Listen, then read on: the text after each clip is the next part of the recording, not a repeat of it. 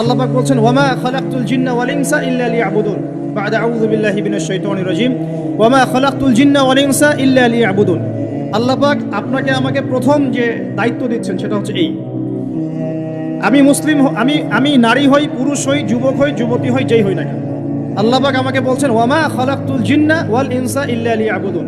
দেখো, আমি জিন আর মানব জাতিকে শুধুমাত্র আমার ইবাদত করার জন্যই দুনিয়ায় পাঠিয়েছি, আর কোনো কারণ নাই। এই যে আল্লাহ পাক আমাদেরকে 60 বছর 70 বছর হায়াত দিয়েছেন, একটা কারণ, অনলি একটা, ইল্লা লিয়াবুদুন, যাতে আমরা আল্লাহর ইবাদত করতে পারি। আবার বোঝেন, আল্লাহ পাক আমাদেরকে দুনিয়াতে শুধু তার ইবাদত করতেই পাঠিয়েছে। আল্লাহ পাক এখানে একটা পরীক্ষায় ফেল করেছি হতাশ হয়ে আত্মহত্যা করতে পারেন নাই। আল্লাহ পাক এখানে একটা মেয়ের পিছনে ঘুরে জীবন নষ্ট করতে পারেন নাই। আল্লাহ পাক এখানে আমাদেরকে ধর্ষণের সেঞ্চুরি করতে পারেন নাই। আল্লাহ পাক এখানে আমাদেরকে অন্যায়ভাবে অন্যের সম্পদ আত্মসাৎ করতে পারেন নাই। মাদকের যে ভয়াল থাবা চলছে এর মধ্যে নেশায় বুধ হয়ে যাওয়ার জন্য আল্লাহ পাক আমাদেরকে পাঠান নাই। কি জন্য পাঠিয়েছে? পলিটিক্যাল মারামারি করতে আল্লাহ পাঠান নাই আমাদেরকে দুনিয়ায়। সোশ্যাল ক্ষমতার দ্বন্দ্বে লিপ্ত হওয়ার জন্য পাঠান নাই। মিলস, ইন্ডাস্ট্রিজ এন্ড ফ্যাক্টরিজের নেশায় বুধ হয়ে পরকাল ভুলে যাওয়ার জন্য আল্লাহ এখানে পাঠান নাই। আল্লাহ পাক একটা রিজনে পাঠিয়েছেন, অনলি একটা। এবং এই দায়িত্বটা আল্লাহ পাক কিন্তু কড়াই গন্ডায় উসুল করে নেবেন আমাদের কাছে। ভাববেন না আল্লাহ পাক এই পুরো মহাবিশ্ব খেলার ছলে সৃষ্টি করেছেন, এমন নয়। আল্লাহ পাক বলছেন আমি এই মহাবিশ্বকে খেলার ছলে সৃষ্টি করি নাই।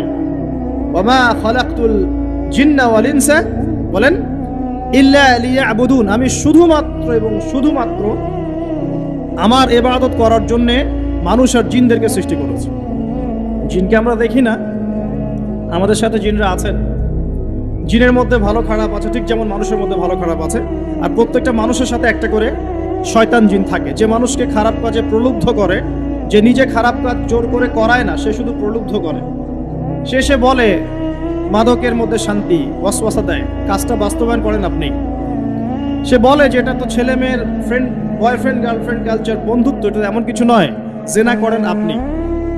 সে বোঝায় যে টাকা পয়সা আর্ন করতে হবে, বউ বাচ্চাকে সিকিউর করতে হবে, সুদটা খান আপনি।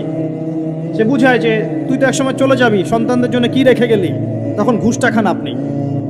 সে বুঝায় যে অন্যের সম্পদ যদি আত্মসাৎও করি, শেষ বয়সে কাবা ঘরে গিয়ে হজ করে নিব, ব্যাস, দ্যাটস অল, আমার পুরো আমল নামা চকচকা হয়ে যাবে। এভাবে শয়তান ওয়াসওয়াসা দেয়, কিন্তু কাজটা করি আমরা।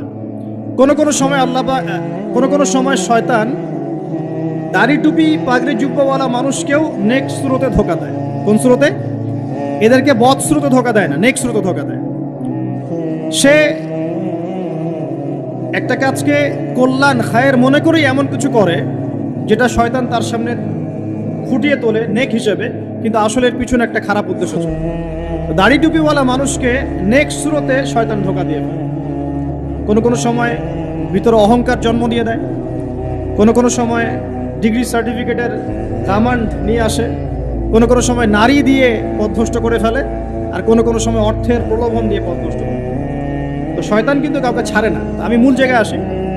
প্রথম যে জিনিসটা এই বিশ্বটাকে ধ্বংস করছে এটা হলো বস্তুবাদিতা, যেটা আমাদের এই সমাজের মধ্যে এখন রন্ধ্রে রন্ধ্রে ঢুকে গেছে।